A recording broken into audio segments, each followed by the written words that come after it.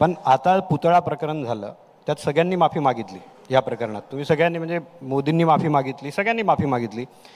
1 वर्ष अगोदर म्हणजे या सरकारला 2 वर्षात 2 वेळा माफी मागावी लागली. एक म्हणजे तुम्ही एक माफी मागितली होती ते सराटीत जो आंतरवाली सराटीत जो लाठीचार्ज झाला होता त्यावेळेस. मग 2 वर्षात जर सरकारला 2 वेळा माफी मागावी लागते, ही सरकारची नामुष्की नाही काय?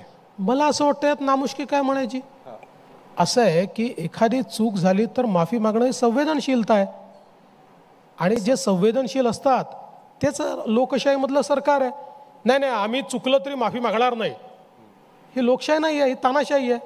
त्याच्यामुळे माफी मागण्यात कमीपणा नाही आहे. हा एवढंच आहे की माफी मागितल्यानंतर अशा प्रकारची वेळ आपल्यावर पुन्हा येऊ नये असा प्रयत्न करणं हे लोकशाहीत अपेक्षित आहे.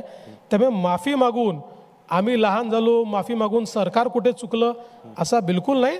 हा, ज्या प्रकारे लोकांची मनं दुखावली गेली अशा परिस्थितीमध्ये सरकारने माफी मागणंच अपेक्षित होतं. यापुढे जर एखादा प्रसंग असा आला, येऊ नये, पण शेवटी अनेक अनपेक्षित प्रसंग येतात, असा प्रसंग आला तर माफी मागायला आम्ही मागे पुढे पाहणार नाही.